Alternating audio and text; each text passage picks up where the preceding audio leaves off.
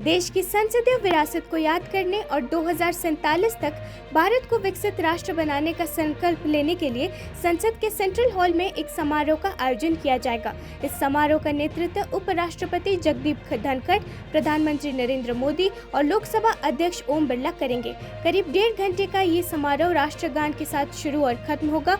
उसके बाद दोपहर का भोजन होगा। इसके बाद शीर्ष नेता सभी सांसदों को नए संसद भवन तक ले जाएंगे। संसदीय कार्य मंत्री प्रहलाद जोशी सेंट्रल हॉल में समारोह में स्वागत भाषण देंगे और इस अवसर पर वरिष्ठ सांसद भी संबोधित करेंगे। सूत्रों ने कहा कि भाजपा सांसद मेनका गांधी, जो सबसे वरिष्ठ लोकसभा सदस्य भी हैं, पहली वक्ता होंगी। मेनका गांधी के बाद समारोह को संबोधित करने के लिए पूर्व प्रधानमंत्री मनमोहन सिंह से संपर्क किया गया है।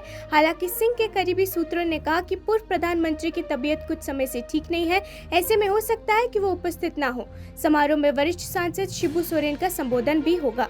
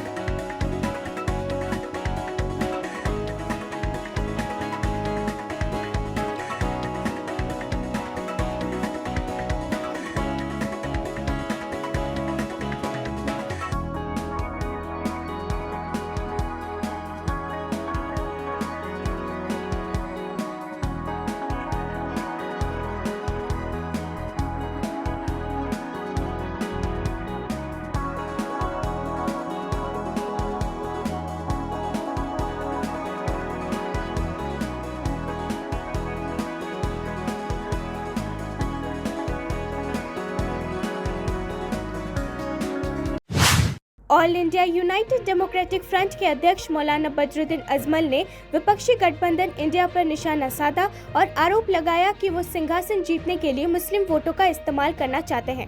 मौलाना बदरुद्दीन अजमल ने कहा, हमने उन पर हमला नहीं किया है, वो अपना काम करेंगे और हम अपना। हमने उन्हें सिर्फ अपना सुझाव दिया है। वो सत्ता जीतने के लिए मुस्लिम वोटों का इस्तेमाल करना चाहते हैं। ये आरोप नहीं है, ये सच्चाई है। मुस्लिम वोटों के अलावा उनके पास क्या है? इंडिया लाइंस पर अटैक किया है। अटैक नहीं किया और कहा है कि मुस्लिम हमने उनको सजेशन दिया है। अटैक नहीं किया। हम क्यों अटैक करेंगे भाई?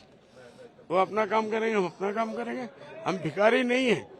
हमने उनको सजेशन दिया है और हिंदुस्तानी मुसलमानों को एक दावत दी है कि सोचो मुल्क किस तरफ जा रहा है। आपको लगता है इंडिया लाइंस में आपकी पार्टी हम कोई भीख मांगे, हम कोई भीख मांग के जाने वाले आपसे बात करें आने के लिए, तो आप जाएंगे? देखा जाएगा।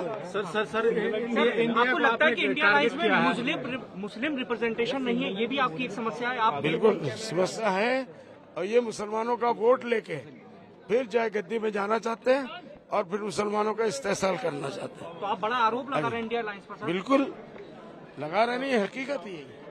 आज कहाँ है सिवाय मुसलमानों के वोट के? उनके पास क्या है? कुछ भी नहीं।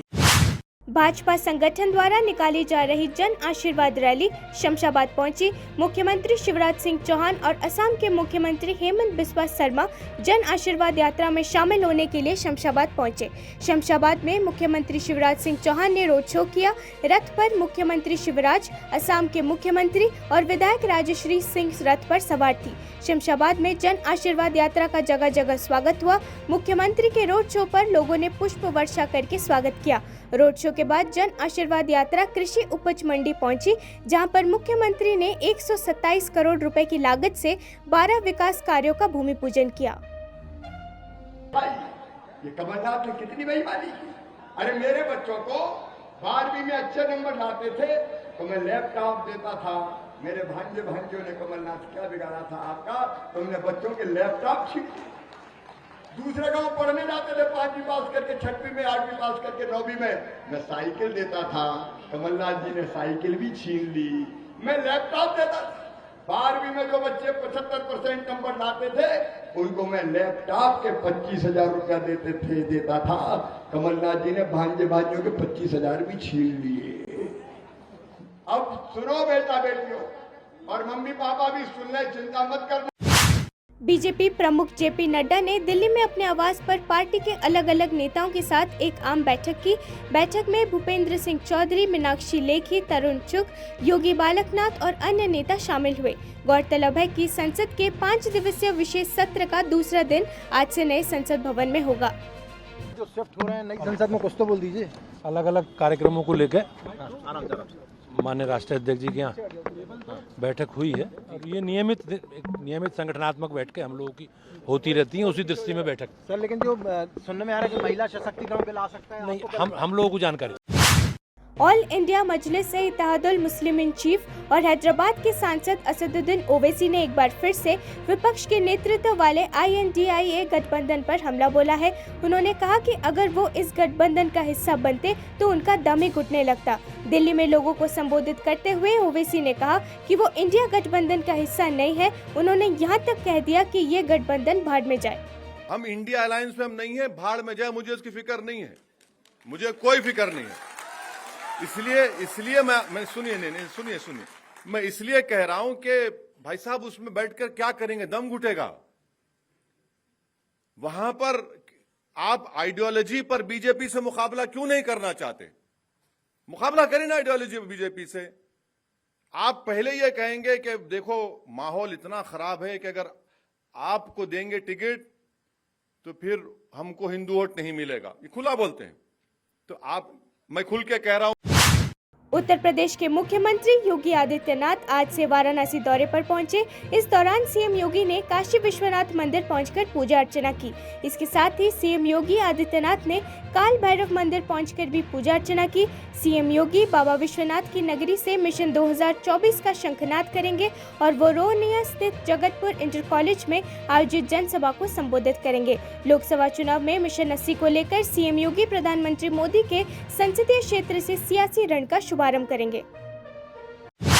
राज्य के युवा कल्याण और खेल मंत्री उदयनिधि स्टालिन ने सोमवार को 3 नवनियुक्त महिला पुजारियों को 25,000 रुपए के नगद पुरस्कार के साथ एक स्मार्टफोन उपहार में दिया। ये तीनों महिलाएं सरकारी अचकर्स ट्रेनिंग सेंटर के दूसरे बैच के 94 छात्रों में से हैं। उन्हें कुछ दिन पहले हिंदू धार्मिक और धर्मार्थ बंदोबस्ती मंत्री PK शेखर बाबू से पाठ्यक्रम पूरा होने का प्रमाण पत्र मिला था।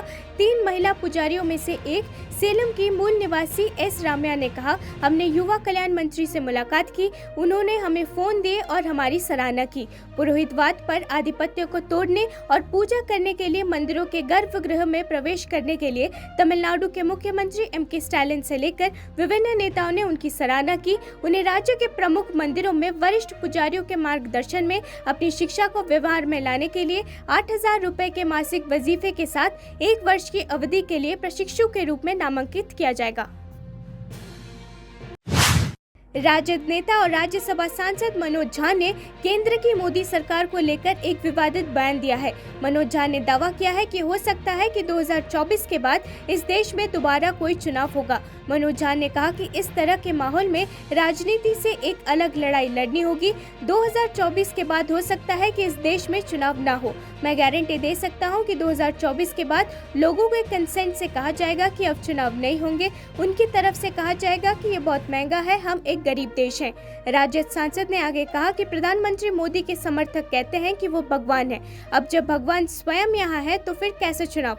लोग कहेंगे कि चुनाव नहीं होना चाहिए। हम 25 से 30% लोग चुनाव की मांग करेंगे तो कहा जाएगा कि पाकिस्तान चले जाओ। पूरा का पूरा माहौल आपको पॉलिटिक्स से इतर एक लड़ाई लड़नी होगी। शायद 24, मैं बहुत ऑप्टिमिस्ट नहीं हूं, 24 के बाद इस देश में चुनाव नहीं होंगे। कौन सा रिप्रेजेंटेशन की हम बात करेंगे? मैं आपको गारंटी देके कहता हूं कि 24 के बाद लोगों के कंसेंट से कहा जाएगा कि अब चुनाव नहीं होगा। बड़ा खर्चा आता है यार, गरीब देश हैं, अभी G20 में इतना खर्चा कर दिया, इतने बिल बोर्ड लगाने पड़े। अब सर इस लोगों को क्या चाहिए? अब उनके लोग कहते हैं कि ये भगवान ही है। अब जब भगवान खुदा ही गणेश चतुर्थी के पावन पर्व की रौनक हर ओर देखी जा रही है। भगवान गणेश की पर्यावरण अनुकूल मूर्तियों का क्रेज इस बार भी है। लोग तरह तरह की इको फ्रेंडली मूर्तियां पसंद कर रहे हैं। कई कलाकार भी इस बार पर्यावरण अनुकूल गणेश की मूर्तियां बना रहे हैं। गुजरात के सूरत की एक महिला कलाकार ने गणेश चतुर्थी से पहले साबुन का उपयोग करके भगवान गणेश की एक पर्यावरण अनुकूल मूर्ति बनाई। अदिति मित्तल ने बताया कि वो पिछले 6 साल से ऐसी मूर्तियां बना रही हैं। 6 साल से मैं इको फ्रेंडली गणेशा बना रही हूँ। तो इस साल मैंने सोचा नरेंद्र मोदी जी का जो स्वच्छता अभियान का मैसेज है वो उस कंसेप्ट को लेके, इसलिए मैंने साबुन से गणेशा बनाए हैं अब की बार। और जैसा कि हम सबको पता है कि भारत जल्दी विश्व गुरु बनने वाला है, तो इसलिए मैंने वो सोचते हुए पूरा एक स्टोरी क्रिएट किया है जिसमें मैंने दिखाया है कि जो इंडिया की जो डाइवर्सिटी है उसमें हम scientific, cultural, religious, eco friendly, environmental goals सबको साथ में लेके हम। कनाडा और भारत के बीच मनमुटाव बढ़ता जा रहा है। इस बीच कनाडा ने भारत के एक शीर्ष राजनयिक को निष्कासित कर दिया। पूरा मामला सिख नेता हरदीप सिंह निज्जर हत्याकांड की जांच से जुड़ा है। सीबीसी न्यूज की रिपोर्ट के अनुसार खालिस्तान टाइगर फोर्स के प्रमुख हरदीप सिंह निज्जर की कनाडा में गोली मारकर हत्या किए जाने के महीनों बाद प्रधानमंत्री जस्टिन ट्रूडो ने इस घातक गोलीबारी के पीछे भारत सरकार पर आरोप लगाया। वरिष्ठ कैनेडियन पत्रकार ताहिर असलम गोरा ने कैनेडियन प्रधानमंत्री के दावे पर सवाल उठाया, जो जस्टिन ट्रूडो की भारत यात्रा के तुरंत बाद किया गया था।